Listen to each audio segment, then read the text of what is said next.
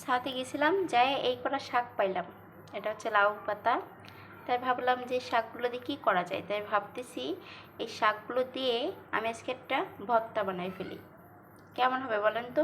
গরমের সময় তো কিছুই খাইতে ভালো লাগে না, তাই ভাবলাম যে ভর্তাগুলোই বানাই। তো প্রথমে হচ্ছে আমি এগুলোকে ভালো করে বেছে নিব।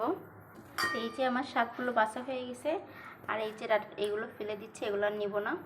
এখন এটাকে আমি ভালো করে ধুয়ে নেব, অনেক ময়লা, যে কারণ এতে ময়লা থাকে।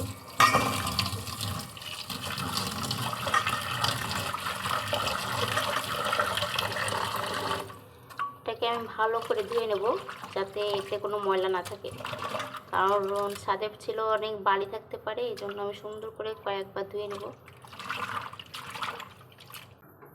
তো এই যে আমার শাকগুলো হয়ে গেছে, ধোয়া হয়ে গেছে। এখন হচ্ছে আমি এটা সিদ্ধ দেব।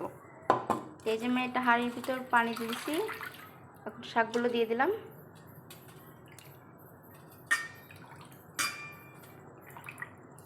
এখন আমি এর ভিতর হলুদ দেব আর হচ্ছে লবণ দেব, অল্প সামান্য, ঠিক আছে? লবণ হলুদ দিয়ে আমি একটু ভালো করে সিদ্ধ করে নেব।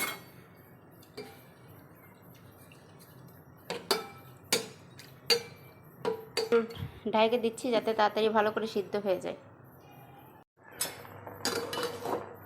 এই যে আমার শাকটা সিদ্ধ হয়ে গেছে, আমি এখন এটাকে নামাই নেব। এখানে আমি আলু নিছি, ওর সাথেই দেবো, এটাকে একটু ভেজে নেব। আর এই যে রসুন আর পেঁয়াজটা একটু ভেজে নেব।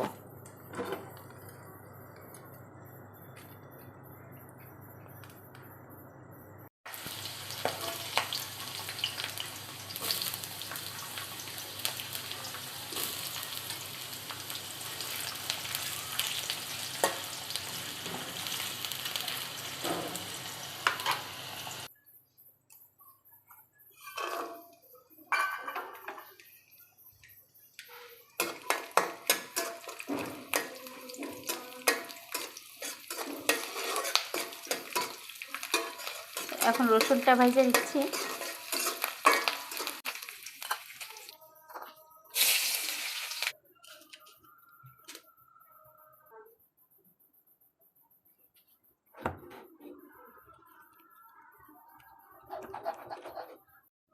এই যে আমি সব এখন বেটে নিছি, এখন হচ্ছে ভর্তাটা তৈরি করার পালা।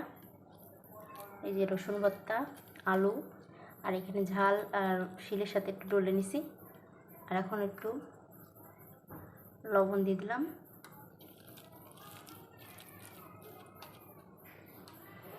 সরিষার তেল দেবো,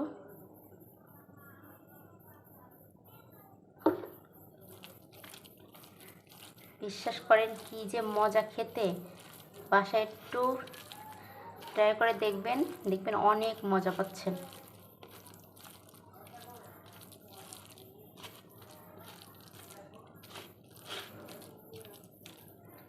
একটু চেক করে দেখবেন যে লবণ হয়েছে কিনা। লবণ হয়েছে, এটা ভাতের সাথে খাইলে একদম পারফেক্ট। আপনারা বাসায় এভাবে একটু তৈরি করে খেয়ে দেখবেন, অনেক মজা পাবেন, বিশ্বাস করেন অনেক মজা হয়েছে। যাক, আমার রেসিপিটা যদি ভালো লাগে অবশ্যই লাইক শেয়ার কমেন্ট করবেন। আসসালামু আলাইকুম, ভালো থাকবেন সবাই।